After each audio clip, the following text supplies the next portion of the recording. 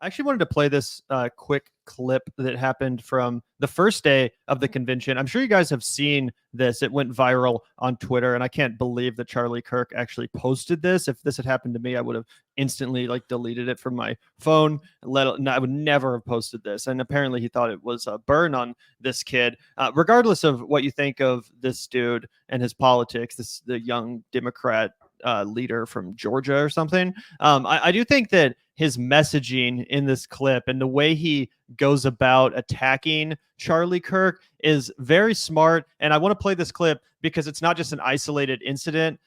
This kid obviously, came up with this off the cuff and kind of used this language and rhetoric to attack Charlie Kirk. But I think that the Democrats have actually been pretty good lately, pretty solid at using similar rhetoric to attack the Republicans and kind of turn their own rhetoric against them in an interesting and very effective and accurate, frankly, way. So I want to play this and then break it down. Yeah, this is the kid from the They Not Like Us dance at the Kamala rally in Georgia. He's the president of the Georgia Young Democrats. So that'll give you an idea of what kind of character you're dealing with here. Yep. Because we have a Republican governor and a Republican secretary of state in the state of Georgia. What's your name? You said Parker? My name's Parker. We have a Republican governor and a Republican secretary of state in Georgia that approved our elections. And Donald Trump said that wasn't constitutional. Right, Donald Trump tried to undermine our Constitution. You're 10. I just walked in. I'm here to just learn. Hey, you're an anti-patriotic, anti-constitutional person crashing our party because you tried to stop our democracy. I got one question. Donald Trump called the secretary of state of Georgia and told him to find him some votes. What is a woman? Oh, my God. That is so fucking weird, y'all. Maybe you should meet one. Savage, right? He cooked him so good. Yeah, and the best part about that is he right off the bat says you're an unpatriotic, un-American person here to crash our party. And he's not wrong. People supporting Donald Trump are literally supporting someone who tried to overthrow our democratic result of a presidential election to stay in power, and will try once again to do that if he's reelected. People that support him are low-key unpatriotic supporters of treason. Like that is what it is. And a lot of time Democrats are afraid to be that bold. But I think that the fact that they're going with that and again, turning the right's rhetoric against them is really important. Saying, no, you're unpatriotic. How fucking dare you claim to be an American patriot? Meanwhile, you're supporting the guy that tried to overthrow our fucking democracy. Like, what are you talking about? You have no right to show up here and virtue signal and pearl clutch about how we're anti-American. Like, fuck you, dude. You're a fucking traitor. And so is your entire party, your entire movement. Get the hell out of here. Like, that's the way to deal with these people. And again, it's a sort of boldness that I have not seen much from the Democratic Party in my entire lifetime. Usually they're sanctimonious. Usually they like to virtue signal and pretend to be above it all. When they go low, we go high, all that kind of crap. This time around, it seems like the Democrats have really just figured out how to fight Trump with the weird stuff, just make them small, put them down instead of acting like they're this giant threat. Just be like, fuck these guys. They're losers. They're creeps. They're unpatriotic. They're un-American. And they're against freedom.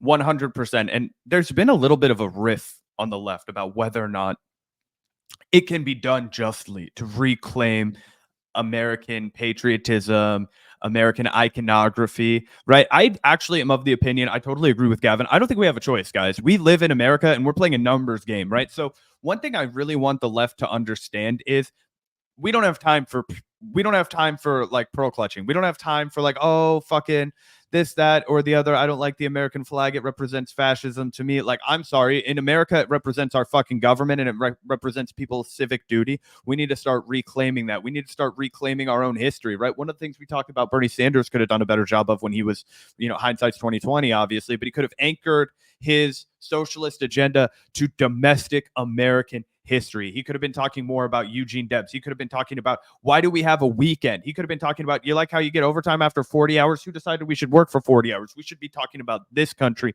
and the things that our workers have fought for, right? Not just fantasizing about the grass being greener in Scandinavia. I think as a left, we have to talk about how we care about this country. We care so much about this country that we believe in its fundamental ideas, even more than anybody else does, whether that's the Democrats, the Republicans, or anybody in between. We believe in democracy so much. We want to see more of it in government. I want to see more ballot measures. I want to see more control given to the people, and I want to see less opaque, abstract authority given to institutions of power that are not democratic, right? I.e., the Supreme Court, our entire federal court system, right, guys? These are the things that we have to dismantle because we love democracy, because we love representation, because we love hearing our voice and the voices of others being heard, and it's a numbers game. We can't win if we don't have people. We can't win if we make ourselves fringe. People in America love Americana. They love American iconography, and they want to be proud of where they are. I'll tell you one way to lose this election: make people ashamed to be who they are. Make people ashamed to be from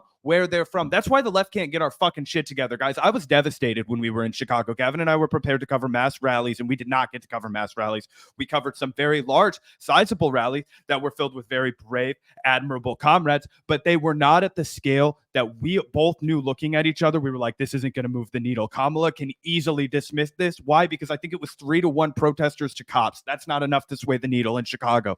Okay, that's not enough to get cameras on you that aren't ours, okay, from people who want to either show, oh gosh, haha, look at these guys, or make a fanfare of them. No, if you compare it to movements that we've seen in the past, it wasn't enough. And I think a big part of that is that we've done too much on the left of making people feel bad and not enough of saying, how do we empower you to make our country better? You know, like shouting at people like, you love genocide, you're Hitler. That is how we repel people away from us. That's how we keep losing. Yeah. How do we win? We say we want our country to be the best it can be. Unless they're politicians, in which case, if they're literally 100%. enabling genocide, you can definitely accurately identify them No publicly as that. But yeah, when it comes to just voters, definitely not the right way to make your case, in my opinion. Definitely, you're just going to come off like a virtue signaler. Everyone already knows.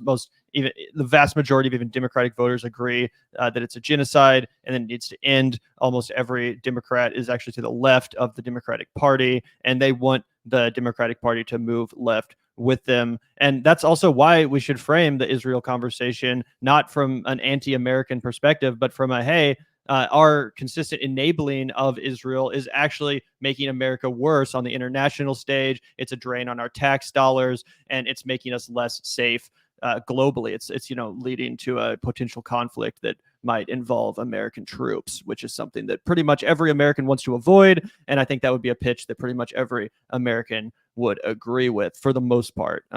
So yeah, I think that's all 100% accurate, Zach.